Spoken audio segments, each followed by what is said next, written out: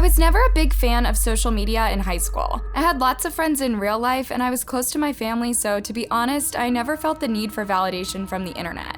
But the story changed entirely in college. I left Oregon and went all the way to Texas to study fine arts. Suddenly, I had no friends or family close by, and I felt like an outsider in a huge town where everyone seemed to have a circle already. So, I turned to the online world, and unfortunately, I ended up regretting it deeply. During the fall semester, I got an Instagram account to keep in touch with my friends back home. Of course, we would do video calls every now and then, but we were all busy, so Instagram was the perfect way to see what they were up to on a daily basis. For a while, I didn't post much, just a picture from the college campus and a few others from around town. But one of my teachers saw my work during class and she encouraged me to use social media to get my work out. You know, be my own manager. Most of my work is painting and collage, and the subject is always the human being. So my Instagram page was soon filled with portraits, nudes, and dancers. My teacher was right.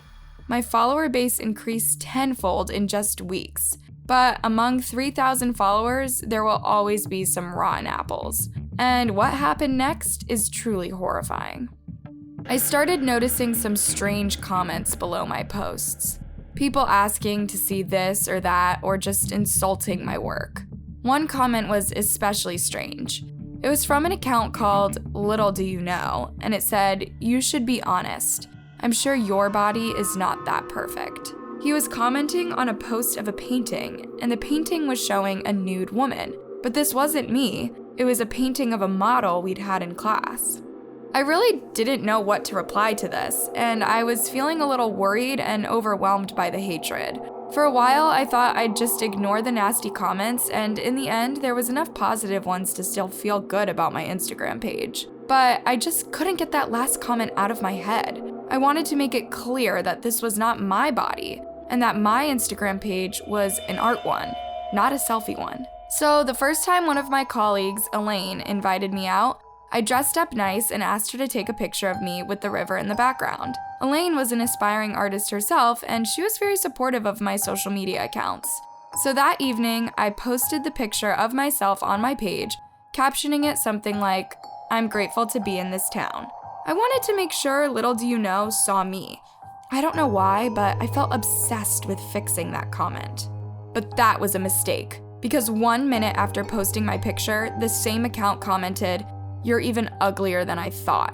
I felt a knot in my stomach. I was angry and worried at the same time. Who was this person? What did they have against me? Now I knew he was a creepy stalker too, because he saw the post as soon as I uploaded it. A few days passed, and I didn't post anything new. I was wondering whether to cancel my account or to report his account, but I didn't want to give up that easily. It felt unfair that 2 comments could affect me so badly. I decided to push forward and confront the creep if he kept commenting. It turns out, that was a mistake too. Every time I posted an art piece, this person would insult me worse and worse. At one point he wrote, "I bet you're a real disappointment to your parents." He also wrote some horrible things about my mom, who didn't know anything about what I was going through at the time. And by now, it wasn't just him that was insulting me. He had created a little fan base who followed my account and made sure no post went without snide remarks. It was truly horrible. I felt angry and helpless, and the confidence sharing my art had given me was completely gone. For the next few days, I didn't post anything. I was considering my options again. Elaine was aware of what I was going through by now, and she was confident I should report the guy. But I felt too overwhelmed to do anything. It wasn't just him now. There were too many accounts to block and report, and I didn't feel like I could win this one. In fact, I was getting ready to simply delete my account and start afresh when I got a direct message. My heart stopped. It was Little Do You Know. He wrote, "Have you given up already?" He put a fire emoji in there too, to taunt me some more. I was boiling. I wrote back, "I don't know how your parents deal with you."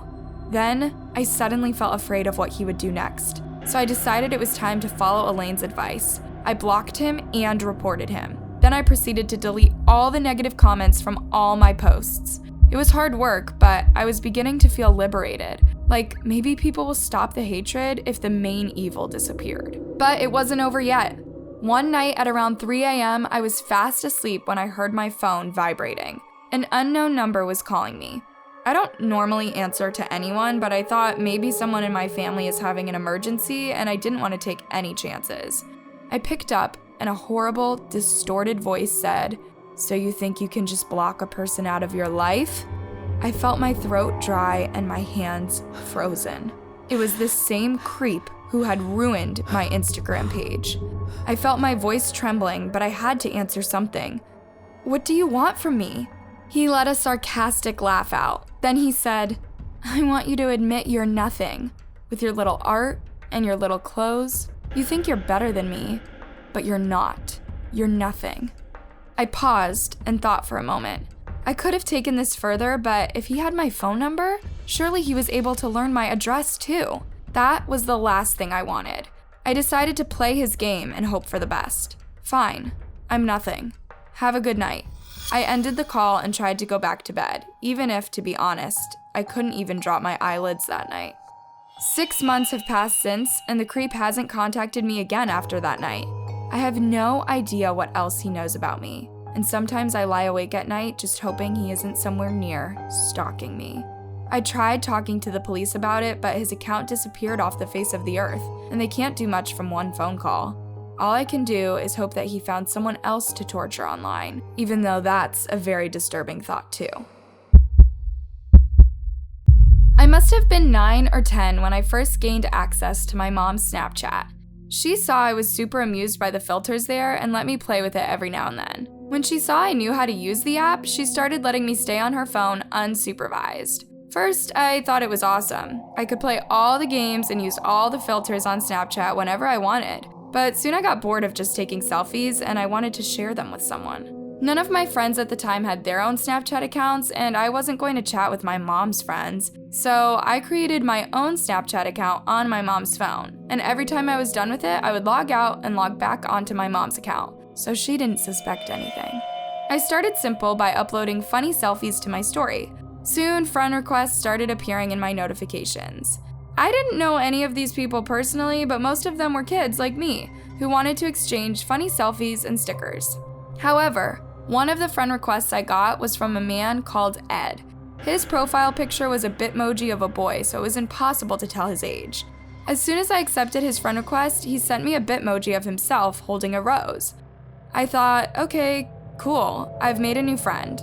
I was very young and not very good at spotting red flags. So it was a long list of bitmojis until I figured something was off. First of all, he was very insistent. Whenever he would see me online, he would shower me with funny stickers.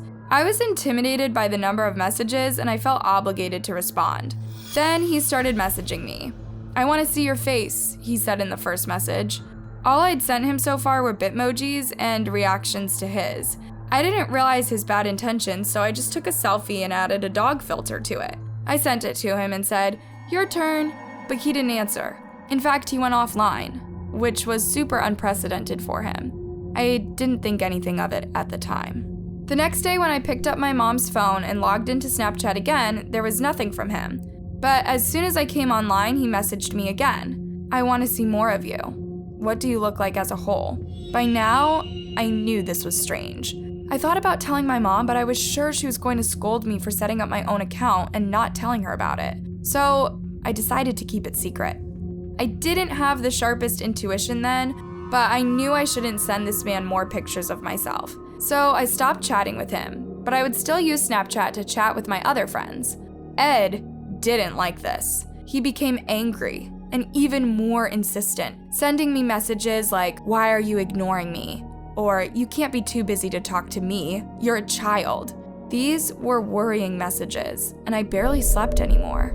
One evening, I was just in the kitchen with my mom when we heard the doorbell. We weren't expecting anyone, so my mom looked at me confused, and I looked at her pretty scared. Mom went to the door and opened it just a bit, and I peeked from the kitchen. My heart stopped. It was Ed. I was sure. He looked just like his profile bitmoji, except now I could see his real age. He was probably around 40 and creepy as hell. He had a calm smile on his face, like he was supposed to be there. How did he find me? Mom knew something was off, so she didn't hesitate. She asked him, "What the hell are you doing in my yard?" But he didn't flinch. He stayed strangely calm and said, "Hi, my name is Ed. I'm a friend of your daughter's, I think." I think by now Mom was piecing it together because she closed the door quickly and shouted at me to call the police. I took her phone and dialed 911 as fast as I could, and my mom locked the door. Ed was banging at the door with all his strength, and I was extremely scared and nauseous. I felt as stressed as guilty for keeping my mom out of this for so long. Mom and I just hugged and waited like that in the kitchen until the police came and arrested Ed. He is now in prison for cyberbullying several children. Only afterwards I found out that Snapchat has location services on unless you deactivate them.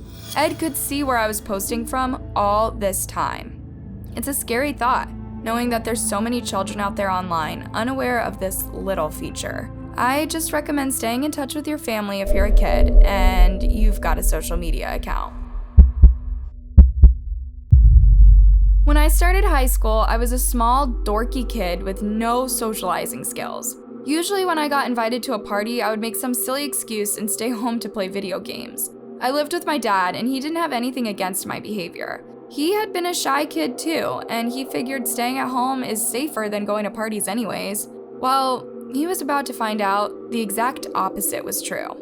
I had made a Steam account and was playing quite a lot of games such as Age of Empires and Red Dead Redemption. One of the games which I started playing obsessively was Don't Starve Together.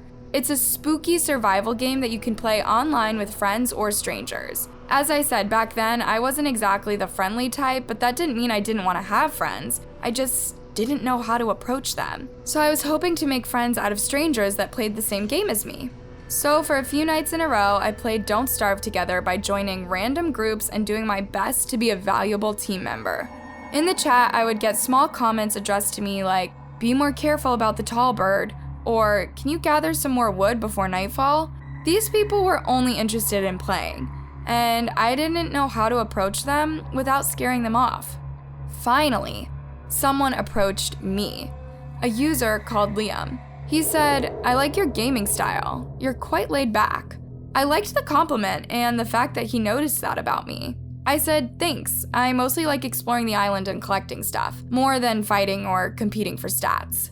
We then continued to chat as we played, and we even chatted outside the game once the round finished. He seemed like a friendly guy who was just as passionate about the game as I was. To 15-year-old me, this sounded like a great base for a friendship.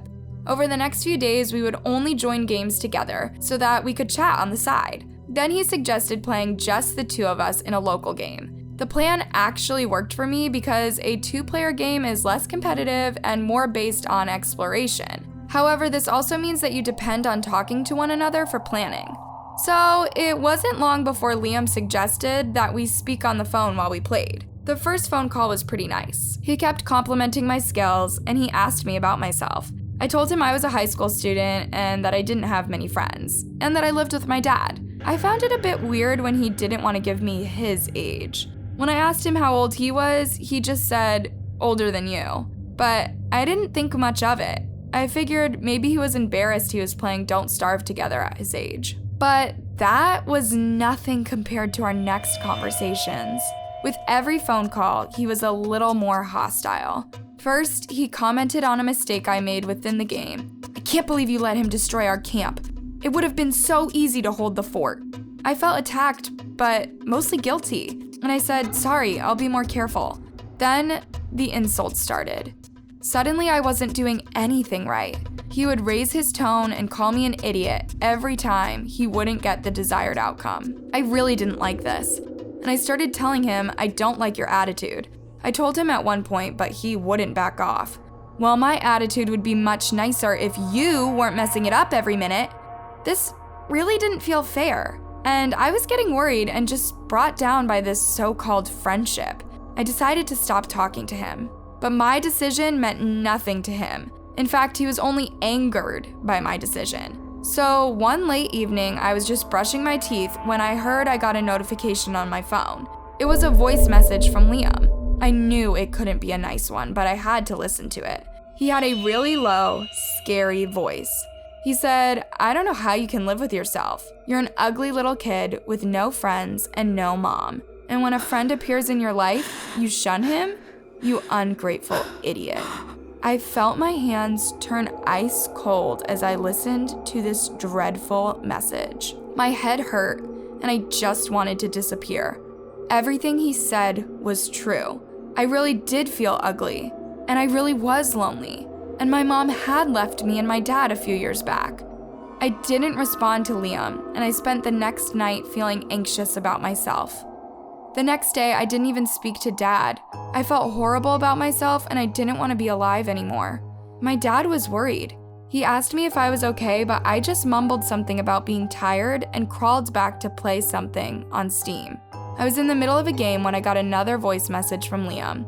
By now, I felt hooked to this self-destructive relationship. The message encouraged me to take my own life, as I probably didn't have much to live for anyway. This message felt like a weight off my chest, like finally I had the solution to my self-loathing. In my desperation, I almost felt like Liam was right. This was what I had to do. So I stood up and walked to the bathroom. My dad must have seen my pale, zombie-like face because he asked me from the living room, "Son, are you okay?"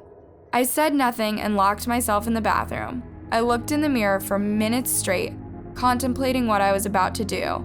I was feeling dizzy and almost like I was outside of my body. Meanwhile, my dad realized I had been in the bathroom for too long, so he came to the door and started knocking.